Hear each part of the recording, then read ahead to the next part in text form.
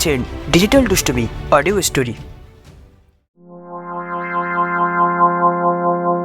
নমস্কার, ডিজিটাল দুষ্টুমিতে আজকের গল্প হলো সমরেশ মজুমদারের লেখা খনি। সমরেশ মজুমদার ছিলেন একজন বিখ্যাত বাঙালি সাহিত্যিক, যিনি উপন্যাস ও ছোট গল্প লিখে খ্যাতি অর্জন করেছেন। বাংলা সাহিত্যে গুরুত্বপূর্ণ অবদানের জন্য তিনি সাহিত্য অকাদেমি পুরস্কার এবং বাংলা বিভূষণ পুরস্কার পান। আজকের গল্পটি নেওয়া হয়েছে আনন্দমেলা রহস্য গল্প সংকলন বইটি থেকে। এই গল্পের প্রধান চরিত্র হল সন্তু, দীপু এবং বোবা কম্পাউন্ডার। এবার শুরু হচ্ছে খনি।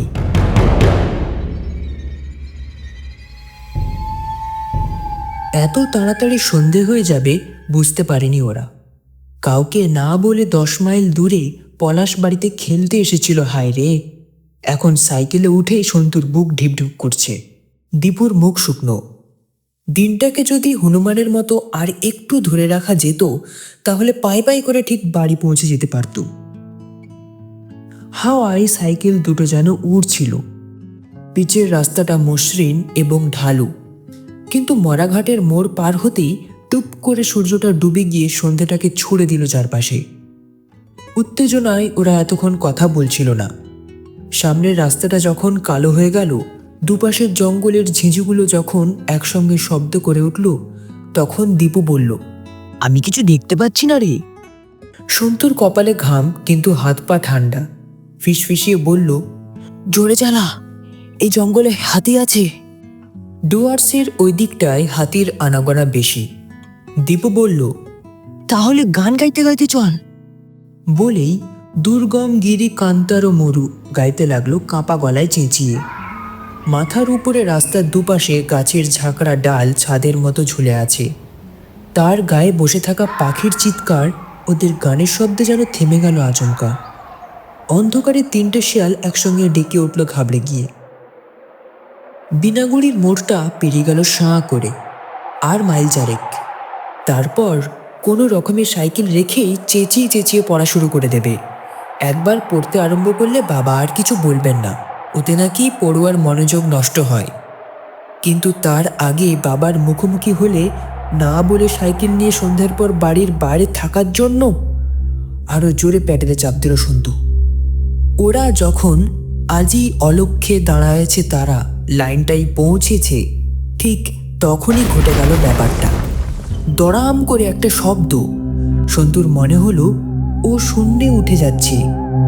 সাইকেলের সিটটা পায়ের সঙ্গে জড়ানো। তারপরেই দুটো কোনোই আর হাঁটু যেন থেতলে দিল পিচের রাস্তাটা। আর সেই সময়েই গায়ে কাঁটা দেওয়া আর্তনাদ উঠল অন্ধকার কাঁপিয়ে। ভয়ে ব্যথায় সিটিয়েছিল সন্তু। অন্ধকারে কিছুই দেখা যাচ্ছে না। খানিক বাদেই চাপা ডাকিল, সন্তু, সন্তু, কোথায় তুই? আস্তে আস্তে উঠতে চেষ্টা করল সে। দীপুর গলা, কিন্তু সমস্ত শরীর কাঁপছে ওর, এবং হাত পায়ে অসম্ভব যন্ত্রণা হচ্ছে। দীপুর কিছু হয়নি। বেশ কিছুটা এগিয়ে গিয়ে আবার ফিরে এসেছে সে। উঠে দাঁড়া, হেভি অ্যাক্সিডেন্ট হয়েছে, তুই কেমন আছিস? কোনো রকমের সোজা হয়ে দাঁড়িয়ে সন্তু বলল, ভালো। সঙ্গে সঙ্গে ও টের পেল 2 হাত আর পা দিয়ে কিছু চটচটে জিনিস গড়িয়ে নামছে। রাস্তার একপাশে ওর সাইকেলটা কেমন বেঁকে পড়ে রয়েছে। দীপু সাইকেল থেকে নেমে সেটাকে টানাটানি করতে করতে বলল, হ্যান্ডেলটা ঘুরে গিয়েছে, চালাতে পারবি? জলদি পালানো দরকার, লোকটা বোধহয় মরে গেছে। সঙ্গে সঙ্গে সমস্ত শরীরে কাঁপুনি এলো, এবং এই সময় অন্ধকারেও সন্তু বুঝতে পারল রাস্তার একপাশে ছায়া ছায়া একটা মানুষের শরীর নিথর হয়ে পড়ে রয়েছে। লোকটা অন্ধকারে চুপচাপ আসছিল, আর সে ওকে ধাক্কা দিয়ে মেরে ফেলেছে। দীপুর তাগাদায় ও কোনো রকমে সাইকেলে চাপল। হাত পা জ্বলছে, চোখ ঝাপসা হয়ে যাচ্ছে, তার মানে কপাল থেকেও রক্ত ঝরছে। সাইকেলের পেছনের চাকা একটু বেঁকে যাওয়ায় ঘসঘস শব্দ হচ্ছে। লোকটার কাছ থেকে পালাতে চাইল ওরা। যদি ও মরে গিয়ে থাকে তাহলে পুলিশ নিশ্চয়ই ওকে ধরবে, ফাঁসি কিংবা জেল হবে। সন্তু কি করবে বুঝতে না পারে জিজ্ঞাসা করলো, ও মরে গেছে? দূরে আলো দেখা যাচ্ছে এখন। সাইকেলে গুম হয়ে বসে দীপু বলল, একবার ফিরে গিয়ে দেখবি? সন্তুর শরীর ঠান্ডা, ব্যথাগুলো টের পাচ্ছে না। মাথা খারাপ? বইতে পড়িসনি খুনিরা খুনের স্পটে ফিরে যায় বলেই ধরা পড়ে? আমি খুনি নাকি? প্রায় কেঁদে ফেলল সন্তু। পুলিশ তাই বলবে, তোর সঙ্গে ছিলাম বলে আমিও বিপদে পড়ব, খুনির হেল্পার। তাই তোর ধরা দেওয়া চলবে না, একটা প্ল্যান করা দরকার। ওরা আলোর কাছাকাছি এসে যেতেই দীপু চমকে উঠল।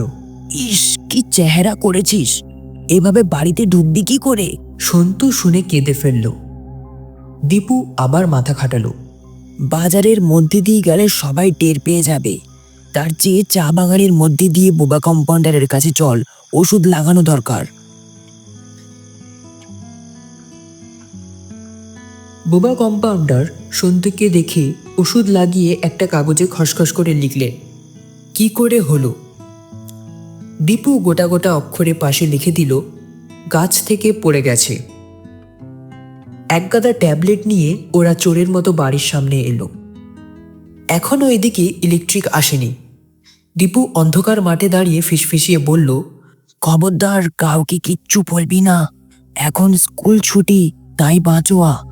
বাড়ি থেকে একদম বের হবি না, যা খবর আমি দিয়ে যাব। এখন আমরা ক্রিমিনাল। ডিটেকটিভ বই সন্তুও পড়ে, বুঝতে অসুবিধা হলো না।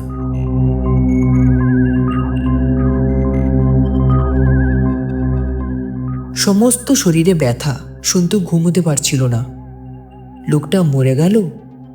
অন্ধকারে চুপচাপ আসার কি দরকার ছিল? ওরা অবশ্য ঘন্টি বাজায়নি, কিন্তু গান গাইছিল তো। শোনেনি লোকটা? সে একটা লোককে খুন করে ফেলল, ইচ্ছে করে করেনি। এটা পুলিশকে কিভাবে বোঝাবে? বাবাকে সত্যি কথা বলে দেবে যদি কিছু ব্যবস্থা হয়? দীপুর উপদেশ মনে পড়ল, আগ বাড়িয়ে ধরা দেওয়ার কোনো মানে হয় না। এমনও তো হতে পারে লোকটা অজ্ঞান হয়ে পড়ে আছে রাস্তায়। তাই যদি হয়, রাত্রিরে কোনো ছুটন্ত লরি ওকে চাপা দিয়ে যেতে পারে, অথবা জঙ্গলের জন্তু জানোয়ারও খেয়ে ফেলতে পারে। বাঘ নেই এইদিকে, কিন্তু শেয়াল? শিয়াল কি মানুষ খায়? নেকড়ে তো আছে। ঘামে শরীর জবজবে হয়ে গেল ওর। সকাল 7টা নাগাদ দীপু এলো। বিজন মাস্টারের কাছে পড়তে যাওয়ার নাম করে বাড়ি থেকে বের হলো বলে কেউ কিছু টের পায়নি। এদিকে শরীরটা ম্যাজম্যাজ করছে, কেমন জড়ো জড়ো ভাব। এমন সময় একজন লোক ওকে ডাকতে এলো। বাবা অফিসে চলে গেছেন, মা রান্নাঘরে। সন্তু তাড়াতাড়ি লোকটার কাছে গিয়ে দাঁড়ালো। ওকে কোনোদিনই এই ধরনের লোক খুঁজতে আসেনি কখনো। তাহলে কি সব ধরা পড়ে গেছে? লোকটা বলল, বোবা কম্পাউন্ডার তার খোঁজ করছেন, এখনই যেতে বলছেন। তার মানে হয়ে গেল। সন্তু ফ্যালফ্যাল করে চারপাশে তাকালো। এই চাপা ফুলের গাছ, মাঠ, বাগান, বাবা মা সবাইকে ছেড়ে চলে যেতে হবে তাকে। কাউকে কিছু না বলে লোকটির সঙ্গে হাঁটতে লাগলো সে। কাউকে দেখানোর মতো মুখ তার নেই। দীপুকে খবর দেওয়া দরকার। না, ওকে জড়িয়ে কি হবে? চা বাগানের মধ্যে দিয়ে বোবা কম্পাউন্ডারের বাড়িতে যেতে হয়। পুলিশের গাড়িটা সামনে নেই কেন? সবাই কি ভেতরে বসে আছে? ও ঢুকলেই ঝাঁপিয়ে পড়ে হাতকড়া পরিয়ে দেবে। তা ওরা ওদের বাড়িতেও আসতে পারত। বোধহয় বোবা কম্পাউন্ডারের সাক্ষী চাইছে। সঙ্গের লোকটা ভেতরে ঢুকলো না। সন্তু আড়ষ্ট পায়ে খোলা দরজা দিয়ে ভেতরে ঢুকে প্রথমে বোবা কম্পাউন্ডারকে দেখতে পেল। এক দৃষ্টি চেয়ে আছেন, আর সেই সময় কে যেন তার দিকে ঝাঁপিয়ে পড়ল। ভয়ে আত্মরা হয়েই ছিল। সন্তু দুহাত তুলে সারেন্ডার করতে গেল। সঙ্গে সঙ্গে ও শুনল হাউমাউ করে কে ওর পায়ের সামনে বসে কাঁদছে। প্রচন্ড বিস্ময়ে সন্তু দেখল কুলি গাছের একটা রোগা লোক 2 হাত মুখের উপর জড়ো করে বলল, कीजिए खोका बाबू, और हम थोड़ा बेहोश था, आपको बहुत चोट लगाया हम।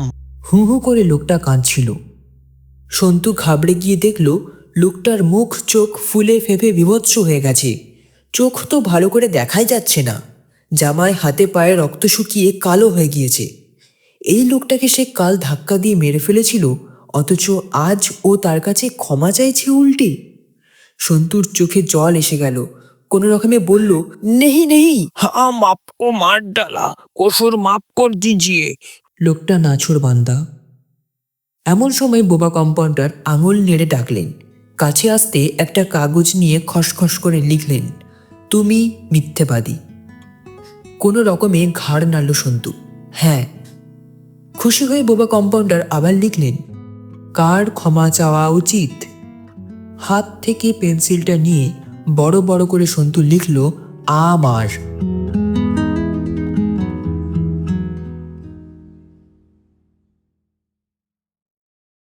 এতক্ষণ শুনছিলেন ডিজিটাল দুষ্টুমি অডিও স্টোরি। গল্পটি ভালো লাগলে একটি লাইক দেবেন এবং আমাদের চ্যানেলে নতুন হয়ে থাকলে চ্যানেলটিকে সাবস্ক্রাইব করে পাশে থাকা বেল আইকনে ক্লিক করতে অবশ্যই ভুলবেন না।